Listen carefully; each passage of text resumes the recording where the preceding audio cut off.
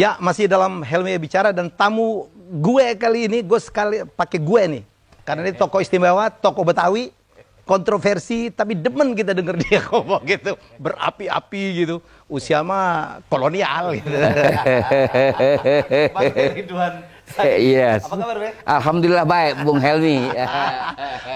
Saya itu, gue itu adalah murid dari bininya beliau, ya Bu Yahma, dulu guru matematik gue. Iya.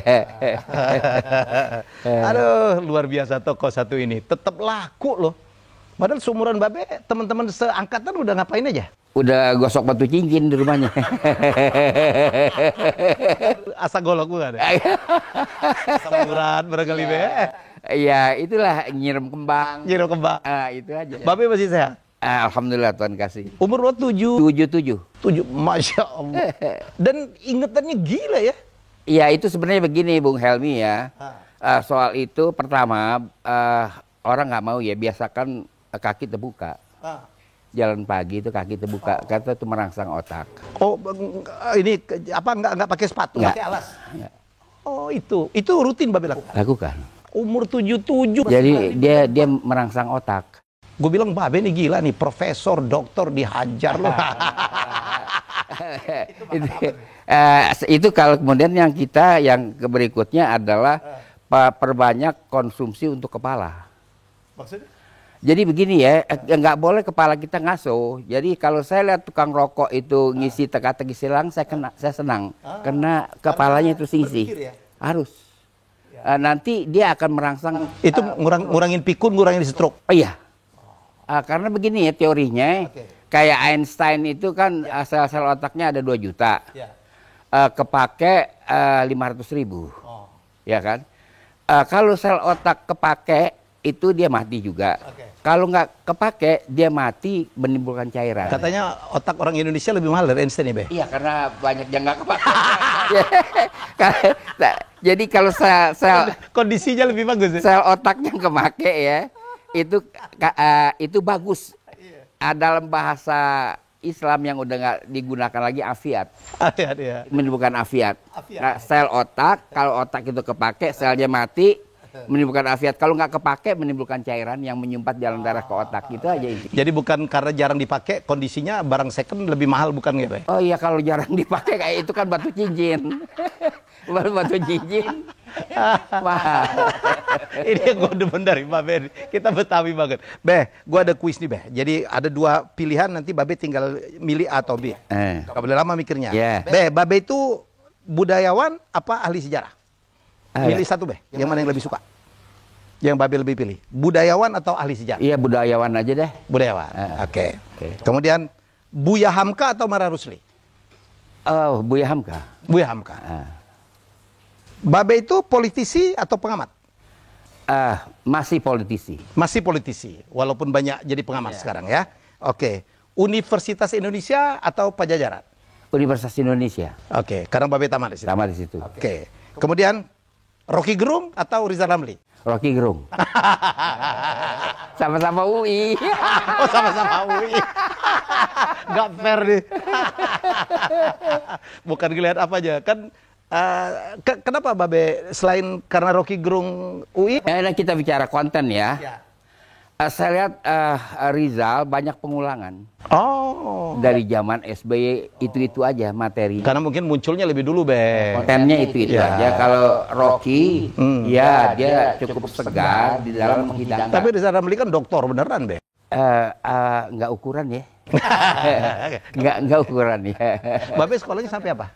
Saya sekolah ya S1 saja. S1, S2-nya nggak tamat di Unpad itu ya? Bukan, saya sekolah kuliah di Unpad dulu tahun 62. Oh. Ambil publisistik, kemudian saya ngelamar ke UI, diterima, saya pindah. Oh, oke. Yeah. Oke, jadi Babe itu lebih merasa sebagai apa ya, budayawan daripada ini ya, ahli sejarah ya? Iya, karena dia lebih luas skopnya. Saya memandang apapun dari kacamata kebudayaan. Oke, terutama budaya Betawi? Enggak juga lah ya, budaya Melayu lah. Melayu. Tapi Babe cerita tentang Betawi paham betul ya? Melayu juga. Betawi ini kan banyak versi nih, Be. Dari namanya yang berasal dari Batavia, dulu Jayakarta, pendirinya siapa. Itu yang mendirikan Betawi itu siapa sih, Be? Begini ya, Kalau kata Betawi sendiri itu bahasa Armenia. Saya ada dikritik orang Armen itu katanya datangnya abad ke-15. Betul, tapi bahasanya sudah datang kemari abad 8. Bener, Beh. Bahasa Armenia artinya gerbang. Artinya Betawi itu? Iya, gerbang. Kan saya bukan dari Batavia. Bukan, Batavia kan baru. Batavia itu kan ada satu suku di Belanda. Iya, Batav. Batav. Iya, bukan. Republik Batav dulu ya kan? Bukan. Gak ada hubungan. Jadi Batavia sama Betawi. Batavia lebih dulu. Dia kan ada protonya kan. Di sini banyak goa. Istiqlal itu kan goa. Oke. Banyak goa. Jadi ada proto Betawi. Ada gua di bawah-bawahnya situ. Iya, goa. Saya udah masuk. Oh iya? Iya. Oh iya, sampai sekarang? Sampai sekarang masih. Yang saya bingung tuh Babe kok paham banget bahasa Armenia. Waktu debat tentang waktu Babe, waduh, dicari banyak orang gara-gara mengatakan Sriwijaya bajak laut pun Babe mengatakan bahwa prasasti itu adalah bahasanya Armenia. Bahasa Armenia. Bahasa Armenia digunakan orang Samarkan. Orang Samarkan datang kemari abad 10. Datang ke sini. Iyalah, banyak menyebar kalau kita bicara. Apakah mereka bangsa pengembar, Be? Oh iya, Islam aja dia yang sebarkan kok. Bagaimana? Tapi kan ini negara ini kan negara Kristen kan, Be, Ortodoks. Saya tahu. Oh enggak, itu barangkali Anda bicara Armenia, saya bicara Samarkan yang sekarang bagian Uzbek. Oh, jadi nggak ada hubungan antara Armenia negara itu, yang tahun 301 sudah menjadi negara Kristen kan? Betul. Nah, ini adalah sebagai suku bangsa. Tidak, bahasanya digunakan banyak oleh bangsa-bangsa Kaukasia. Bahasa Armen banyak digunakan. Nyampe ke sini? Iya, sampai dong. Banyak sekali. Kalau bicara prasasti itu kan abad ke-7. Abad prasasti tergantung yang Talang Tuo segala macam. Kedukan Bukit. Kedukan Bukit. Kedukan Bukit itu abad kan? abad ke-7 lah. Ke-7. Mereka ke sini? Oh, sudah. Sebelum itu kan sudah Sabo Kingking. Sabo Kingking. Nah, ini Sabo Kingking lucu nih. Ada hubungannya dengan apa Ratu Saba? Ada.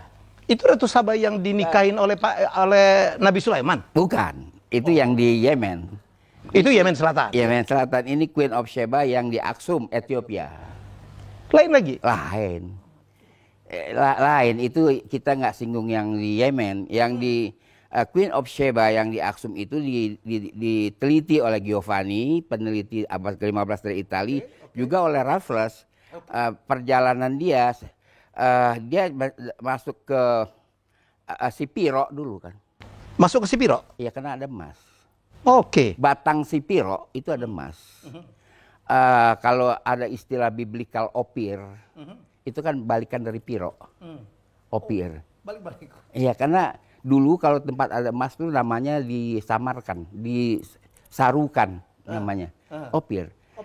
Dari sana dia pergi ke Pagaruyung. Anda tentu di sana ada Sabai nan Alwi. Abai nan Alwi itu Sabah. Datua Perpatih nan Sabah Tang itu mulia. Lalu ada Patiah nan Sabah. Perdana Menteri Pagaruyung itu disebut Patiah nan Sabah. Lalu kita pergi ke selatan ada Sabo Kingking. Sabo Kingking. Sabah. Palembang tuh kampung gua. Ya, pengikut Sabah. Sabo Kingking. Iya. Dan lihatlah makamnya. Ngapain orang Sabah ke sini, Be? Orang Sabah kemari mencari emas. Mencari emas. Memang mereka bangsa pencari emas. Oh, dia jago. Jago. Dari kontur tanah, dari riak air, dia sudah tahu di situ punya kanung. Nggak ada hubungan dengan Queen Saba yang ada di Yemen Selatan? Tidak ada sama sekali. Karena itu kan abad ke-10 sebelum Masehi. Iya, dia abad kedua. Ini abad kedua? Iya. Sebelum setelah? Abad kedua setelah Masehi. Dia pengikut Nabi Musa ya, yang membawa teologi. Jadi kalau kita lihat prasasti Kedukan Bukit itu teologi Sabah. Dia berbicara Kedukan Bukit mesti dipadukan dengan batu kapur, Bukit Seguntang. Batu kapur. Batu kapur bukannya di Bangka Belitung? Bukan, Bukit Seguntang. Talang Tuo. Apa? Bukit Seguntang. Batu kapur, Bukit Seguntang. Kapur itu kalau pernah Bung Helmi tahu bintang film Raj Kapoor. Ada hubungan. Kapur itu artinya orang bertuhan. Kapur. Iya, banyak bintang India dulu zaman gua kapur semua. Iya, Sami Kapur. Sapa Kapur, Rai Kapur. Nah, itu orang bertuhan. Nah, kedua prasasti itu kalau digabung, di situ membicarakan tentang Sriwijaya, ruang yang suci. Oke. Allah, Tuhan sebelum menciptakan alam, menciptakan ruang dulu. Ruang itu suci. Oke. Kata batu kapur, kedatonnya mana? Selubungnya mana? Oke. Apakah langit itu selubung? Ya kan? Jadi intinya itu diajarkan ruang suci yang milik Allah berbeda dengan ruang manusia. Ruang manusia mesti ada selubung, mesti ada batas. Itu tinggi. Jadi tidak ada urusan dengan power system. Oke.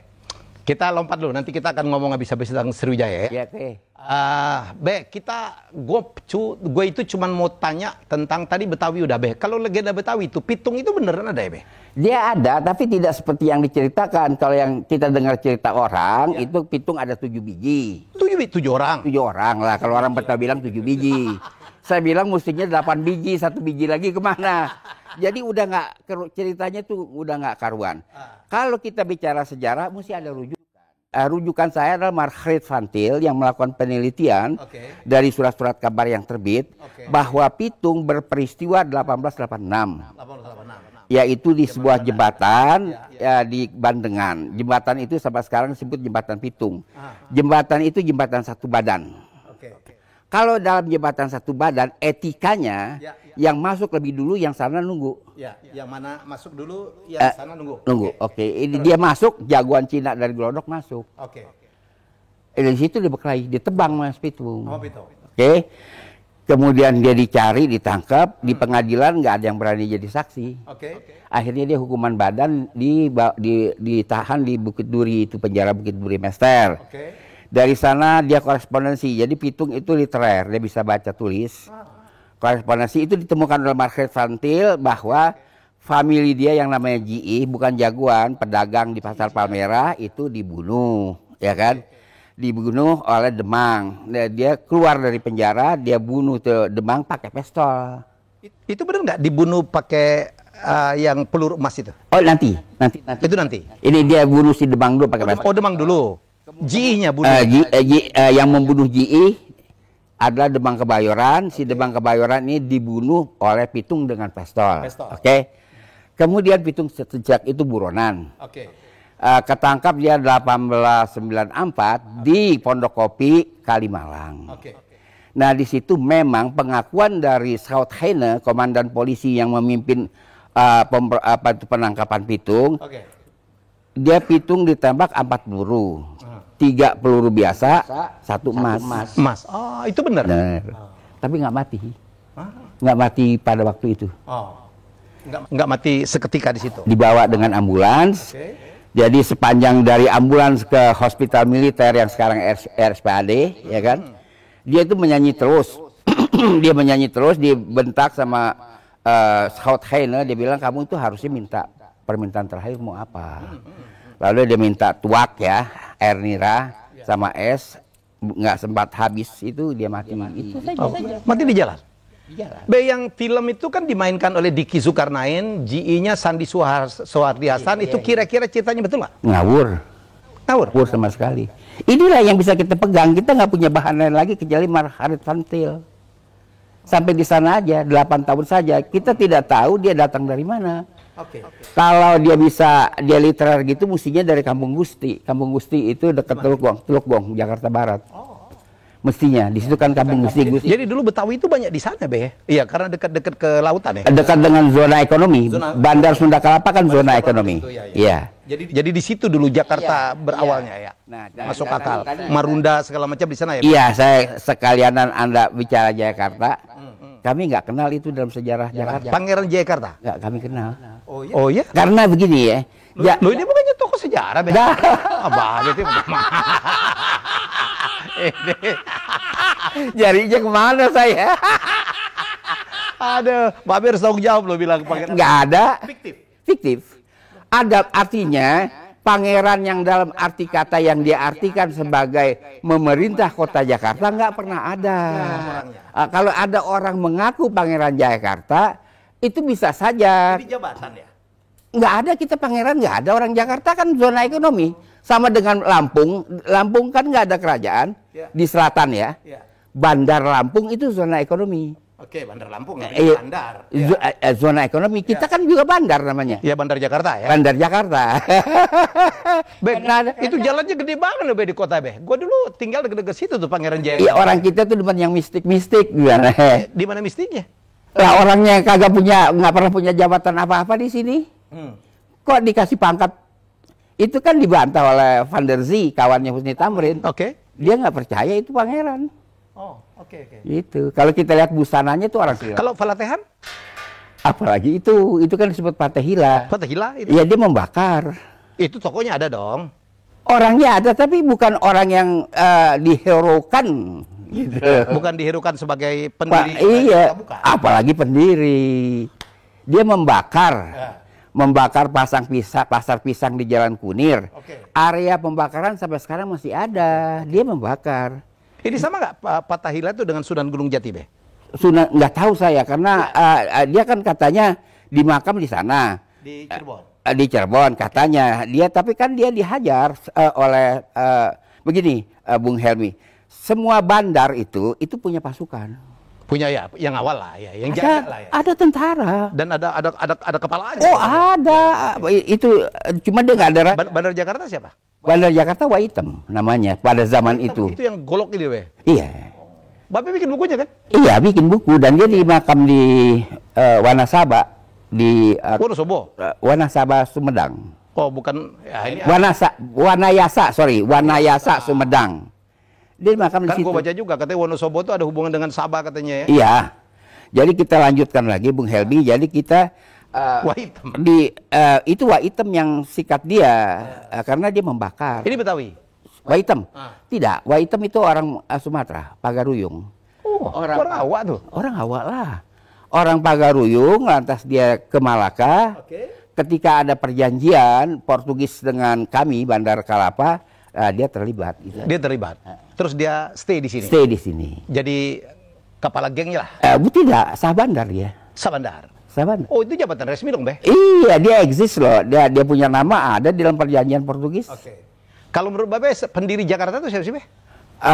Kita pendiri Jakarta agak susah ya. Kalau menurut saya kota ini awal sekali menurut laporan Tiongkok itu abad 11 laporan Tiongkok ini sudah banyak kota-kota. Sudah ada melon itu kincir angin untuk menghaluskan jerami. Itu sudah ada. Sudah ada? Itu menurut saya itu orang Samarkand yang mendirikan. Samarkand yang Armenia itu? Babe belajar bahasa Armenia itu? Ya harus, kalau nggak bisa Bung Helmi, karena di sejarawan kita bilang di negeri ini cuma didatangi oleh 3 bangsa. Bangsa India, bangsa Mongol, Arab malah kagak. Bangsa Mongol sama Cina. Kesian di Indonesia ya. Padahal Maya, Egypt datang. Kemudian pernah datang juga? Egypt, waduh, Egypt Anda misalnya matahari itu kan bahasa Egypt, matahari. Kita nggak tahu, kita bilang serengenge. Iya, serengenge. Iya, mana ada orang pakai perkataan serengenge. Di sini kan ada dong, Sitok serengenge ya? Iya, itu nama orang. Nama orang. Jadi matahari. Itu kan kita. Kalau Alexander the Great katanya benar pernah ke Indonesia? Enggak. Kan ada bukunya tuh. Ada, tapi dia nggak ke Indonesia. Nggak ke Indonesia, berarti sampai ke India?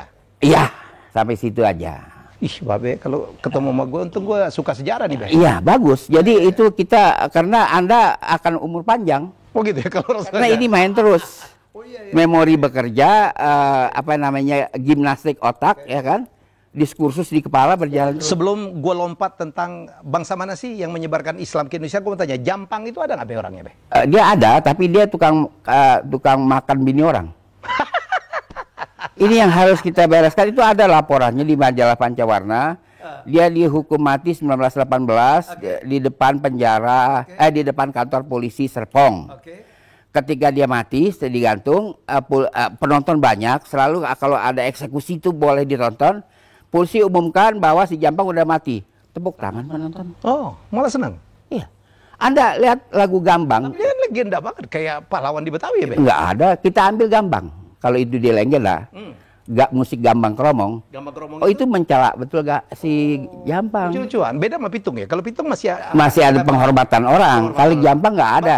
Pitung itu benar kayak Robin Hood ya. Abis dia ngerampok, kalau di film nih dia bagi-bagi gitu, benar? Dia nggak pernah ngerampok. Kalau di film itu kan begitu. Iya, biarin aja orang film yang bilang kan. Sejarah bilang dia nggak pernah ngerampok. Dia kaya, dia juru tulis mahal loh. Di pelabuhan. Anda transaksi dengan saya. Panggil Gusti, panggil juru tulis, dia kerjain, kita bayar. Ada ilmu lah. Umpan pelor gitu ya. Iya, akhirnya mati juga. Iya. Katanya peluru emas itu. Iya, dengan peluru emas. Itu Belanda termakan itu kan. Ya, jadi itu cerita Betawi yang gue tahu tuh dari film. Selain Sidul anak sekolahan ya, Be? Sidul anak Betawi itu Mojoindo. Itulah sekira novel tentang Betawi yang terbaik karena pendekatannya sangat antropologis.